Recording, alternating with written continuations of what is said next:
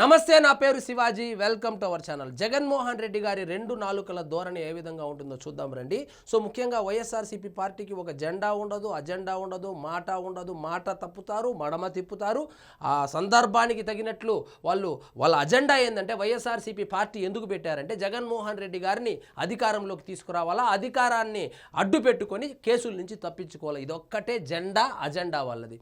So ఇప్పుడు ఆకివీడిలో జరిగినటువంటి రామాలయానికి సంబంధించినటువంటి ఆ అల్లర్లు ఏదైతే ఉందో దానికి ముందు అల్లర్లు జరగక ముందు సాక్షి పేపర్లో జగన్మోహన్ రెడ్డి గారు ఏమి రాయించారు, గొడవలు జరిగిన తర్వాత సాక్షి పేపర్లో ఏమి రాయించారు, ఏ విధంగా అక్కడ ఉన్నటువంటి దళితులను రెచ్చగొట్టారనే దానికి ఇదొక మచ్చుతునక. ఏమని రాయిపిస్తాడంటే అంటే ఇప్పుడు వచ్చి సాక్షి పేపర్కి జగన్మోహన్ రెడ్డి గారికి సంబంధం లేదని మీరు కావాలంటే వైఎస్ఆర్సీపీ క్యాడర్కి చెప్పుకోండి, మాకు కాదు. సో జగన్మోహన్ రెడ్డి గారి ఇన్వాల్వ్మెంట్ లేకుండా, జగన్మోహన్ రెడ్డి గారికి తెలియకుండా సాక్షిలో వార్తలు వస్తున్నాయి అంటే నమ్మడానికి ఇక్కడ ఎవరు చెవుల్లో పూలు అయితే పెట్టుకోలేదు. సో ఈ ఘటన జరగకముందు, అల్లర్లు జరగకముందు ఆ సాక్షి పేపర్లో వచ్చినటువంటి వార్త ఏదైతే కథనం ఒకటి ఉంది చూద్దామనండి. రామయ్య ఇటు చూడవయ్యా, స్థానిక పెదపేటలో శిథిలమైపోయిన కోదండ రామాలయం, శిథిలమైపోయిన రామాలయంలో బిక్కుబిక్కుమంటున్న రాములోరి విగ్రహాలు, రాములోరి ఆలయంలో మూలన పడిన నందీశ్వరుడు అని చెప్పి ఈ విధంగా ఫోటోలు వేసి హిందువులను రెచ్చగొట్టారు. అంటే ఏంది, సనాతన ధర్మం గురించి మాట్లాడతారు, హిందువులను పరిరక్షించుకోవడం కోసం మీరు ఎక్కువగా మాట్లాడుతూ ఉంటారు కదా, మరి ఈ రామాలయాన్ని ఎందుకు పట్టించుకోలేదు అని చెప్పి హిందువులను రెచ్చగొట్టే విధంగా వార్తలు రాయించారు. సో ఈ వార్తకు స్పందించాడా లేక స్వతహాగా స్పందించాడా? అక్కడ స్థానిక ఎమ్మెల్యే అయినటువంటి రఘురామకృష్ణంరాజు గారు అక్కడ రామాలయం కట్టడానికి పూనుకున్నాడు, అక్కడికి వెళ్ళడం జరిగింది, తర్వాత గొడవ కూడా జరగడం జరిగింది. సో ఇక్కడ చూడండి, రఘుకుల తిలక రారా నిన్నెత్తి ముద్దులాడెదరా అనే పాటను వింటూ ఈ రామాలయాన్ని చూస్తే ఎవరికైనా కన్నీరు కారక మానదు. అయోధ్య రామాలయం వెలిగిపోతుంటే శిథిలమైపోతున్న ఇటువంటి రామాలయాలు ప్రతి చోట ప్రత్యక్షమవుతున్నాయి. సనాతన ధర్మాన్ని కాపాడుతామన్న వారు అంటే పవన్ కళ్యాణ్ గారిని ఇండైరెక్ట్గా ప్రస్తావిస్తూ ఇటువంటి ఆలయాల్ని పట్టించుకోవడం బాధాకరమని పలువురు వ్యాఖ్యానిస్తున్నారంట. పలువురు ఎవరు వ్యాఖ్యానించలేదు, వీళ్ళే వ్యాఖ్యానించి హిందువులను రెచ్చగొట్టేటువంటి కార్యక్రమానికి ఆ రోజే శ్రీకారం చుట్టారు. సో దీనికి స్పందించాడో లేకపోతే నిజంగానే ఆయన స్వతహాగా స్పందించాడో తెలియదు, కానీ రఘురామకృష్ణంరాజు గారు అక్కడ రామాలయాన్ని కట్టాలని చెప్పి శ్రీరామనవమి రోజు రాముల వారి దర్శనానికి వెళ్ళి అక్కడ పూలమాల వేస్తే ఆ పూలమాలను కూడా ఏ విధంగా తీసి పరేశాడో మనమందరం చూసాము. సో అది జరిగిన తర్వాత ఇది జరగక ముందు వృక్షాలు కీటకాలు నిలయంగా ఉందంట, పట్టించుకొని నగర పంచాయతీ అని చెప్పి రాసేశాడు, బొమ్మలేసేసి హిందువులను రెచ్చగొట్టాడు. సో ఇక్కడ వీళ్ళ వార్తకు స్పందించే అనుకుందాం కాసేపు. వీళ్ళ వార్తకు స్పందించి స్థానిక ఎమ్మెల్యే అయినటువంటి రఘురామకృష్ణంరాజు గారు అక్కడ రామాలయ నిర్మాణానికి పూనుకున్నాడు. సో అందులో భాగంగానే శ్రీరామనవమి రోజు అక్కడ పూజకి వెళ్ళాడు. వెళ్ళిన తర్వాత ఏమని రాస్తాడు, రఘురామ పర్యటనలో టెన్షన్, మంది మార్బలంతో డిప్యూటీ స్పీకర్ హడావిడి. మంది మార్బలంతో హడావిడి అంటే ఆయన డిప్యూటీ స్పీకర్ లోకల్ ఎమ్మెల్యే, ఒక ఎమ్మెల్యే ఒక ఊరికి వెళ్తే, అది కూడా పండగ పూట వెళ్తే ఒక 10 మంది వెనక రావడం అనేది అది సర్వసాధారణం. దాన్ని ఏమని రాసుకొచ్చాడు, మంది మార్బలంతో డిప్యూటీ స్పీకర్ హడావిడి. సో ఎవరైతే పాస్టర్లుగా చలామణి అవుతూ దళిత క్రిస్టియన్లను రెచ్చగొడుతున్నారో వాళ్లకు వైఎస్ఆర్సీపీ పార్టీకి సంబంధం లేదని మీరు అనుకుంటున్నారా? నిజంగా మీరు అనుకుంటా ఉంటే కామెంట్ రూపంలో తెలియజేయండి. సో వాళ్ళను ఆ విధంగా రెచ్చగొడతాడు, హిందువులను ఈ విధంగా రెచ్చగొడతారు. వాళ్ళు రెచ్చిపోయి హిందువుల మీద, ముఖ్యంగా జనసేన కార్యకర్తలు అదేవిధంగా బీజేపీ కార్యకర్తలు వాళ్ళ మీద దాడి చేసినప్పుడు ఆ దళితులు ఎవరైతే ఉన్నారో వాళ్ళు దాదాపు 60 మంది మీద కేసులు బుక్ చేశారు.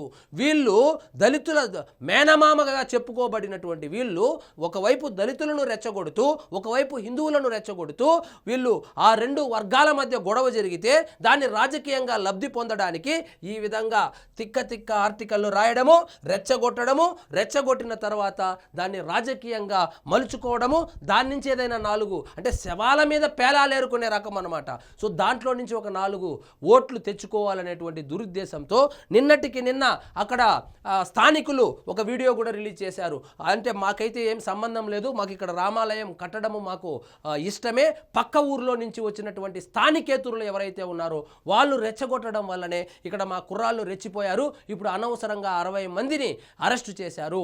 ఇప్పుడు ఈ 60 మందిని అరెస్టు చేసిన వాళ్ళని జగన్మోహన్ రెడ్డి గారు పరామర్శించడానికి వెళ్తారా? వెళ్ళరు. ఏమంటే వాళ్ళు కేవలము రెచ్చగొడతారు. మీరు గనుక రెచ్చిపోతే, మీరు దళిత సోదరులు ఒకటి గుర్తుపెట్టుకోండి, ముఖ్యంగా క్రైస్తవాన్ని స్వీకరించినటువంటి దళిత సోదరులు ఒకటి గుర్తుపెట్టుకోండి, వీళ్ళ ట్రాప్లో పడద్దండి, ముఖ్యంగా జగన్మోహన్ రెడ్డి గారి ట్రాప్లో పడద్దండి. మీరే చూడండి సాక్షిలో ఏ విధంగా ఈ రెచ్చగొట్టేటువంటి వ్యాఖ్యలు చేసి రెండు వర్గాల మధ్య గొడవలు పెట్టడానికి ఏ విధంగా వీళ్ళు ప్రయత్నాలు చేశారు. సో వీళ్ళ పనే కులాల మధ్య గొడవలు పెట్టడం, మతాల మధ్య గొడవలు పెట్టడం. అదేవిధంగా పాస్టర్ ప్రవీణ్ చనిపోయినప్పుడు కూడా చూసాం, ఆయన ఏదో యాక్సిడెంట్లో చనిపోతే దాని నుంచి కూడా దాన్ని కూటమికి ప్రభుత్వమే అతన్ని చంపేసిందని చెప్పి నానా అల్లరి చేశారు. వాళ్ళ భార్య గారే, పాస్టర్ ప్రవీణ్ భార్య గారే బయటకు వచ్చి దయచేసి రాజకీయాన్ని కోసం వాడుకోవద్దని ఆమె చెప్పిన తర్వాత కూడా సిగ్గు లేకుండా ఇంకా కూడా రాజకీయాల కోసం వాడుకుంటున్నారు. జగన్మోహన్ రెడ్డి గారి కంట్లో పడాలని చెప్పి జగన్మోహన్ రెడ్డి మనుషులుగా చలామణి అవుతున్నటువంటి హర్ష కుమార్ కావచ్చు, సునీల్ కుమార్ కావచ్చు, ఆయన ఎవరో విజయ్ కుమార్ కావచ్చు, ఇలాంటి వాళ్ళందరూ ఆయన జడ శ్రవణ్ కుమార్ కావచ్చు, ఈ కుమారులందరూ కలిసి హిందువులు మరియు క్రిస్టియన్స్ మధ్య గొడవ పెట్టడానికి వాళ్ళ మనుషులు నేను ఎలా చెప్తానంటే వాళ్ళ న్యూస్ మొత్తం సాక్షిలోనే కవరేజ్ ఇచ్చేది. గంటల తరబడి స్టూడియోలో కూర్చోబెట్టుకొని వాళ్ళు ఇచ్చేటువంటి ఉపన్యాసం, వాళ్ళు ఇచ్చేటువంటి హేట్ స్పీచ్ ఏదైతే ఉందో, రెండు వర్గాలు కొట్టుకునేలాగా, రెండు కులాలు కొట్టుకునేలాగా వాళ్ళు స్పీచ్ ఇస్తూ ఉంటే దాన్ని టెలికాస్ట్ చేస్తూ ఉండేది సాక్షి ఛానలే, వాళ్లకు కవరేజ్ ఇస్తూ ఉండేది సాక్షి మీడియానే, వాళ్ళను ప్రమోట్ చేస్తూ ఉండేది వైఎస్ఆర్సీపీ కార్యకర్తలే. సోషల్ మీడియాలో వైఎస్ఆర్సీపీ కార్యకర్తల పని ఏంటంటే జడ శ్రవణ్ కుమార్ కానీ, విజయ్ కుమార్ కానీ, అదేవిధంగా హర్ష కుమార్ కానీ చేసేటువంటి ఈ హేట్ స్పీచ్ ఏదైతే ఉందో వాటిని ప్రమోట్ చేసుకుంటూ కూర్చున్నారు. జగన్మోహన్ రెడ్డి గారు మీరు కొరివితో తలగొక్కుంటున్నారు, జాగ్రత్త, ఇది చాలా సెన్సిటివ్ సబ్జెక్టు. ఒకవేళ ఇలాంటిది జరిగి హిందువులంతా ఏకమై మరొకసారి కూటమి వైపుకు వెళ్తే మీ రాజకీయ భవిష్యత్తు ఏందో ఒకసారి ఆత్మ పరిశీలన చేసుకోండి.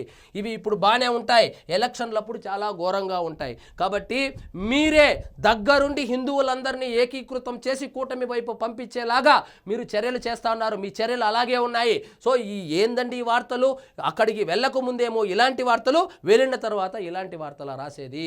సో కావాలనే దళిత క్రైస్తవులు ఎవరైతే ఉన్నారో, దళితులుగా ఉండి మతం మార్చుకొని క్రిస్టియానిటీ తీసుకున్నటువంటి వాళ్ళు ఎవరైతే ఉన్నారో వాళ్ళని చర్చిలో కూడా కూటమి ప్రభుత్వానికి వ్యతిరేకంగా వాళ్ళు స్పీచ్లు ఇస్తూ జగన్మోహన్ రెడ్డి గారిని ముఖ్యమంత్రి చేసుకోవాలని చెప్పి, అదేవిధంగా పదే పదే పదే పవన్ కళ్యాణ్ గారు సనాతన ధర్మం గురించి మాట్లాడాడు కాబట్టి పవన్ కళ్యాణ్ని టార్గెట్ చేపిస్తూ విజయ్ కుమార్ కావచ్చు, శ్రవణ్ కుమార్ కావచ్చు, హర్ష కుమార్ కావచ్చు, ఇలాంటి వాళ్ళను పెట్టుకొని సాక్షి మీడియాలో గంటల తరబడి డిబేట్లు పెట్టించుకుంటూ హిందువులను వైఎస్ఆర్సీపీ పార్టీకి శాశ్వతంగా దూరం చేసుకునేటువంటి ప్రక్రియలో భాగంగానే ఇదంతా జరుగుతూ ఉంది. జగన్మోహన్ రెడ్డి గారు మీరేదో అనుకుంటున్నారు, దీని ద్వారా దళితులంతా ఏకీకృతమై మీకు ఓట్లేసేస్తారని. ఒకవైపు దళితులు మీకు ఏకీకృతం అవుతారో లేదో నాకు తెలియదు, కానీ హిందువులు మాత్రం దూరం అయిపోతున్నారు. సో తిరుమల తిరుపతి దేవస్థానానికి సంబంధించినటువంటి లడ్డూ కల్తీ వ్యవహారం కావచ్చు, మీరు అధికారంలో ఉన్నప్పుడు ఆ దేవాలయాలను ఏ విధంగా పరిరక్షించారో ఇవన్నీ గమనించారు హిందువులంతా ఒక్కసారి ఏకమై మీకు దూరం అయితే మీ రాజకీయ భవిష్యత్తే సమాధి అవుతుందనేటువంటి విషయాన్ని మీరు ఏ రోజు గమనిస్తారో ఆ రోజు ఇటువంటి వికృత క్రీడలను ఆపేస్తారు. సో దయచేసి ఇలాంటివి సెన్సిటివ్ సబ్జెక్ట్స్, ఇలాంటిది మీరు రెచ్చగొట్టి మీ సాక్షి మీడియాలో కవరేజ్ ఇచ్చి జనాలను రెచ్చగొడితే ఇప్పుడు 60 మంది జైల్లో ఉన్నారు. 60 మందికి లాయర్లను ఎవరు పంపిస్తారు, వాళ్ళకు ఫుడ్ ఎవరు తీసుకెళ్తారు, వాళ్ళ కుటుంబాన్ని ఏదో పనులు చేసుకునే వాళ్ళు ఇప్పుడు జైల్లో ఉంటే వాళ్ళ కుటుంబ పోషణ ఎవరు భరిస్తారు? కాబట్టి మీ రాజకీయ లబ్ధి కోసము అమాయకులను బలి తీసుకోకండి. దయచేసి దళితులు ఎవరైతే ఉన్నారో ముఖ్యంగా వైఎస్ఆర్సీపీ ట్రాప్లో పడద్దండి. పడితే ఈ విధంగా జైలుకు పోవాల్సి వస్తుంది. కాబట్టి జగన్మోహన్ రెడ్డి గారు మీరు నిజంగా చాలా కత్తి మీద సాము లాంటి ఒక సబ్జెక్ట్ని తీసుకొని దాన్ని పదే పదే పదే రెండు వర్గాల మధ్య గొడవలు పెట్టడానికి మీరు ప్రయత్నాలు చేస్తూనే ఉన్నారు. అది ఖచ్చితంగా బెడిసి కొడుతుంది. మళ్ళీ ప్రతిపక్ష హోదా పోయినా కూడా ఆశ్చర్యపడవలసినటువంటి అవసరం లేదు జగన్మోహన్ రెడ్డి గారు. సో ఇదండి ఈరోజు మన టాపిక్. మీకు ఈ వీడియో నచ్చినట్లయితే లైక్ చేయండి, షేర్ చేయండి, ఛానల్ మాత్రం సబ్స్క్రైబ్ చేసుకోవడం మర్చిపోవద్దు.